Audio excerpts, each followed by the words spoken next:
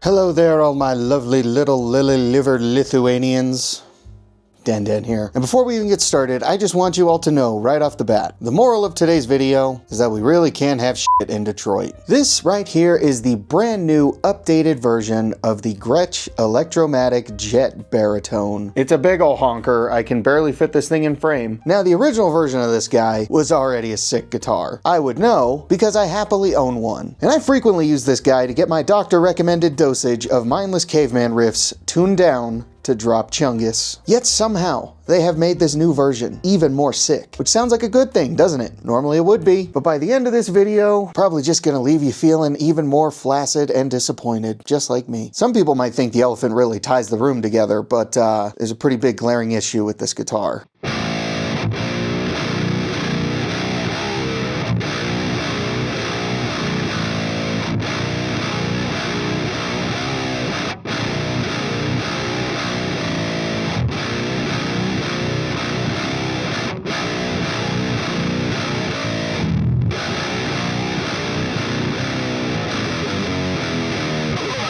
Before we get nuts and do it like they do on the Discovery Channel, I just want to take a big second to thank the yoinkiest sploinkers over at Zounds, who are kind enough to let me borrow this guitar and make a video bestowing it amongst you crazy kids. As always, use my affiliate link to head on over to Zounds and get all the music gear your vicious, unrelenting gas demands you acquire. For those of you that do not know, the Gretsch Baritone has been the backbone for an entire pillar of modern metal in recent years. But that was never Gretsch's intention for the first version of this guitar. Now, the original Gretsch Baritone right here was made for like jazz or Gretsch music, I don't know. But for whatever reason, those goofballs over at Gretsch decided to make a baritone guitar that was just a 1/4 inch shy of being a bass 6. You see, everyone calls these the Gretsch 30-inch baritone, but the actual scale length of these guitars is 29 3/4 inches. And that's the same on this new updated version. You know, it's kind of like when you're 5'3" and a half.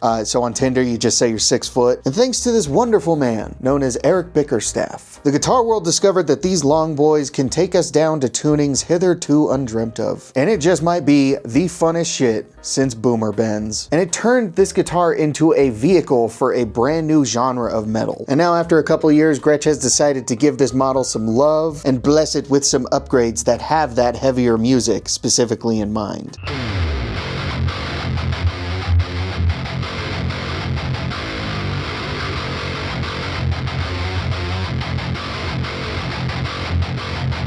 The Gretsch Electromatic Jet Baritone is made out of a chambered mahogany body with a maple cap, bolt-on maple neck with a rosewood fingerboard, an upgrade from the laurel fingerboards on the previous versions, 12-inch radius on the fretboard, and instead of putting giant block inlays, they have chosen to put what they are calling perloid neoclassic thumbnail inlays. I like the block inlays too, so I mean, you didn't have to change it, but I like how it looks. The body shape is just overall a little bit wider, and I really think that helps fill out the look of this big, almost 30-inch guitar. Now, the best upgrade. They have chosen to get rid of the Gretsch mini humbuckers and replace them with a brand new set of full-sized passive pickups. They're called the Pure Volt Twin 6 humbucker set. I believe the bridge is an Alnico 5 and then the neck is an Alnico 4.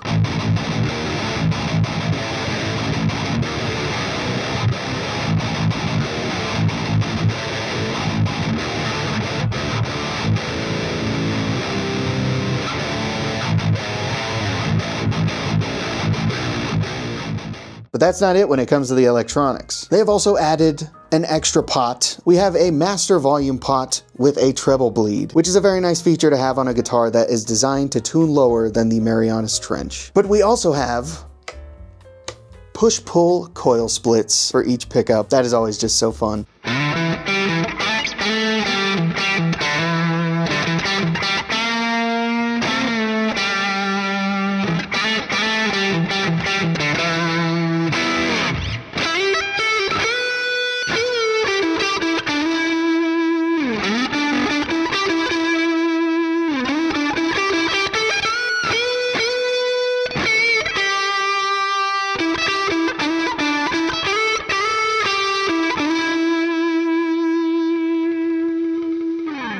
Now right away I noticed that because the electronics sit a little bit lower on the body, the overall profile of the guitar is just a little bit more compressed. Like, it doesn't feel like I'm stretching out nearly as far to reach the upper frets way over here. And I like that. It shows that they really put some time and effort into perfecting this design. Oh yeah, I also totally forgot they put a different headstock on it for some reason. Like, don't get me wrong, I'm fine with it. It looks okay, but I was also very okay with this headstock as well. They also got rid of the V stop bar tailpiece, which I'm kind of really bummed about because I thought that was actually really cool. And it's also kind of a bummer that currently this new updated version of the Gretsch Baritone only comes in this subjectively kind of boring color.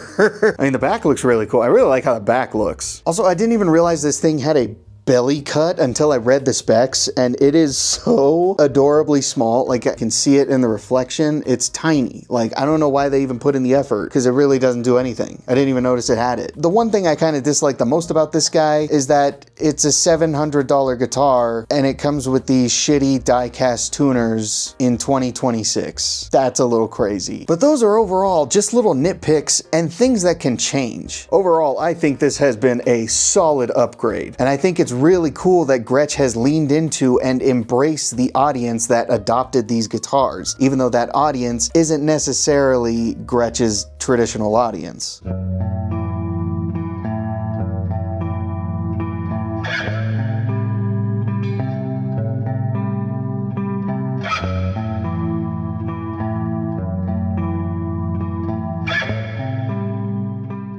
So what is the big negative thing? Sure, it's questionably underspec'd for its price point in a certain area, but again, that's a lot of things these days. That's kind of just something we got to live with right now in the joys of late stage capitalism. But other than that, this has been a glaringly positive review. So, you know, what's the big stink? Why did I title this video in the way that I did? And yeah, here's the funny thing. I say it again, I like that guitar a lot. I think it is damn near the perfect refresh for that guitar. It feels like one of those seasonal updates that perfects the game. You know what I'm saying?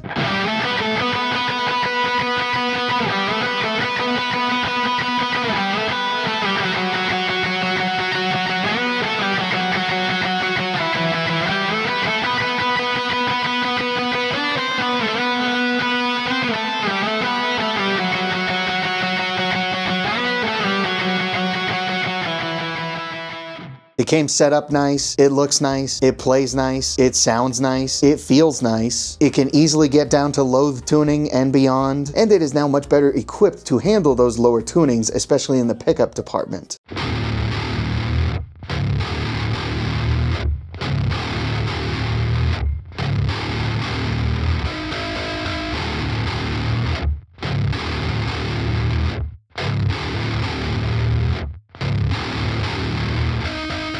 I know you guys are about to blow my head smooth off if I don't tell you what the big problem is with this guitar right now, and I'm sorry. I really didn't mean to bury the lead like this. I just wanted to make it very, very clear that I objectively really like this guitar, because the guitar isn't the actual problem, and Gretsch themselves aren't even really the actual problem. The problem is that Gretsch is owned by Fender. You see, what happened was Gretsch dropped this guitar 2 whole days before Fender looked at the guitar industry and said, "Your life will be consumed by absolute loss." Yeah, Fender's kinda currently trying to ruin the lives of a lot of people in the guitar industry right now. For those of you that somehow have not heard, like, this is becoming mainstream news at this point, but Fender got a new CEO, and this new CEO watched everyone clown on Gibson for being a litigious loser. And then he said, let's do that too, but with our entire chest. And after decades upon decades of having no issue with other brands and makers using the Strat body shape, essentially making it the default electric guitar shape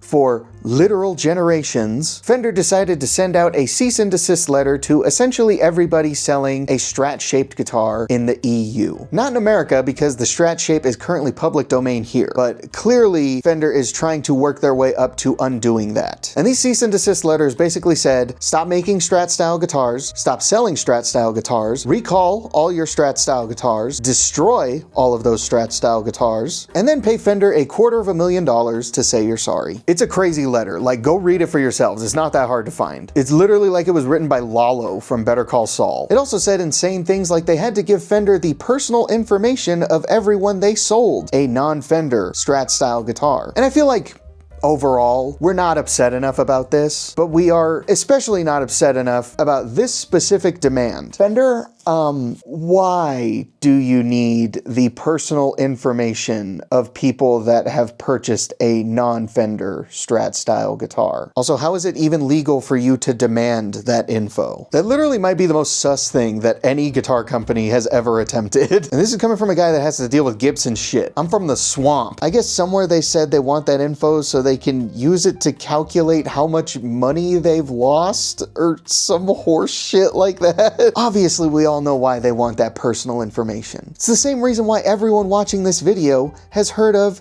Incogni. God, did you just see how goddamn smooth that transition into an ad just was? Or it could have been, should I say. I'm not actually about to go into an ad, but I could have been. Waiting on that phone call, coach. Think it's time. I'm proud of that. But yeah, besides that cute little joke and it working kind of funny, that's literally why. Say it with me. They want that personal information to sell it to data brokers. It's like Mega Corporation 101. They literally all do that. Thanks, Facebook. And I guess Fender's little team of munchkins think they can wrangle some freebies out of these lawsuits that they're threatening. I think that demand also firmly shows you who we're dealing with here. Like, Fender is obviously no longer being run by people that love or like or even care about guitar or music in general. But yeah, I personally am not exactly down with blatant attempts at monopolization because it's not good for anybody. Like, there are lots of Fender umbrella stuff that I've been excited to check out with my new partnership with Zounds, but I don't really think I want to do that anymore because, you know, they're being a bully. Like, the only reason I'm doing this one still is because Zounds sent me this guitar literally hours before I found out that Fender did a big stinky on all of us. So I'm going to use this video to call them out for it because what they're doing is wrong. And it sucks that Gretsch has to get wrapped up into it, but contrary to popular belief, this isn't Leo Fender trying to protect his inventions. This is a group of people who only care about making as much money as possible, using Leo Fender's name and a guitar shape that, again, no one in that room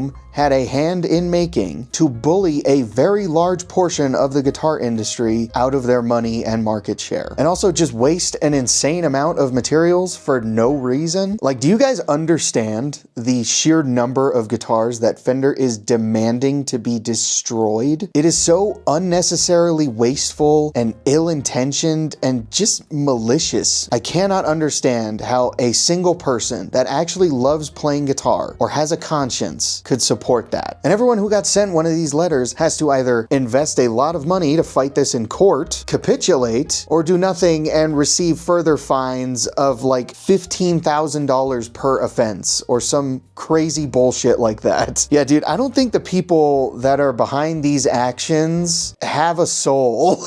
Because you don't need to have a business major to understand that giving into these ridiculous demands will kill most of the brands that they are threatening. And that is potentially going to ruin thousands of lives. And when I say brands, I don't mean just the big juggernauts like PRS and ESP. They're going after them too, but they're also going after brands that are comprised of like less than 10 people. Even brands that are literally just a guy making guitars in their garage. Fender is openly attacking and trying to monopolize the guitar industry. Or I guess you could say that the investment firm that owns Fender and all of its umbrella companies is using a body shape that, again, I must reiterate, none of them had any part in creating to push around and leech money out of everybody in the guitar industry that has dared to commit the war crime of using the Strat silhouette just like everyone else has done for eons at this point. Some people actually think this is okay, somehow, and those people are also allowed to vote, clearly. And unfortunately right now, buying a Fender or a Squier or a Charvel or a Jackson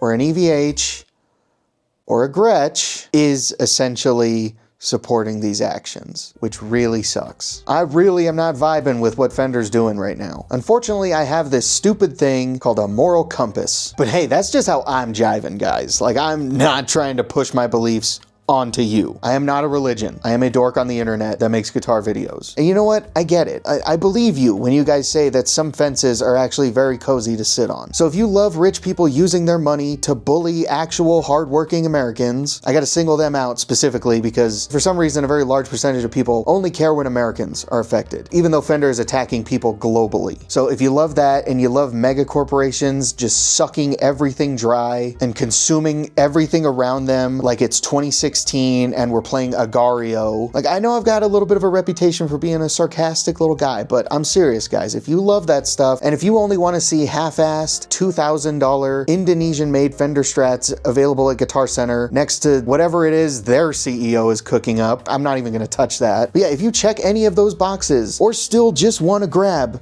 this objectively sick new guitar, or you want to buy something else from any of those Fender brands I just mentioned, then you know what? Use my affiliate link to buy it from Zounds. Because dog, guess what? I also don't feel that hot about saying, hey, don't buy from these companies. Because the people that actually build these guitars and actually work for a living under these Fender brands, they would realistically be the ones to be negatively affected by these potential boycotts that people are proposing. Not the investment firm that's behind these malicious actions. We all know they can and will push any sort of accountability or punishment down onto literally everyone but themselves, because they simply have the money to do that. So unfortunately, I think it's going to take more than just that. It is an unrealistic ask, but the people who work for and work with and are affiliated with these Fender companies also need to be speaking out, because these actions are ultimately going to hurt them as well. It's not even just the people that work for the Fender umbrella. It's the distributors that work alongside them, everyone who's going to have to fight this in court, all the public backlash and the potential boycotts. It's going to have to be all of that stuff combined. It's literally going to have to be the guitar industry, workers, buyers, sellers, players, everybody, versus whoever thought it was a good idea for Fender to try this shamelessly goofy power grab. And it's not like anyone wants this to get ugly, but all these brands that Fender is attacking should fight them on this, and you should be supporting them with that. But what's going to be the cannon fodder? It's going to be Jackson's sales, Gretsch's sales, Charvel's sales, EVH's sales, all these other companies that aren't even involved. This isn't even a Strat-shaped guitar, but it got sucked into this bullshit because Fender just so happens to own this company. I hate to be that guy, but if we're gonna devolve into litigious, stingy little simians, which Fender is clearly trying to set the precedent for, then I kinda hope Gibson goes after them for the Starcaster, and also for this guitar. We all know this is supposed to be Fender's version of a Les Paul. Do we really want to play this stupid game? I thought we got into the guitar world because guitars are sick and playing music is sick, but some people clearly didn't, and now they have the ability to and are actively trying to hurt the industry. Remember what I said? You guys feeling stoked? I bet the Loathe helped. They're a very uplifting band. Oh, capitalism. It's definitely working out for us, isn't it? I have channel members: Horse Running, Solar Flare, Rob Heath, Jester MH, the Brandon Baker Clone, Scott Tolman, Big Tills, Corpse to Crazy, Ollie Gilbert, Mr. Cause, Robert Dalen, Mac No Cheese, Cameron Prasad, John Evans, Bob Threaton, Scoots Magoots, David McCain, DLA Rocket Dan, G Graphics, Lonnie JCX, Man Supreme, Cosmic Pasta, Black Island Jr., and Black Guitar Betty. These guys absolutely fuck. Fender absolutely suck. Buy the channel membership, and then give me money with the super thanks button. Farewell, Philistine.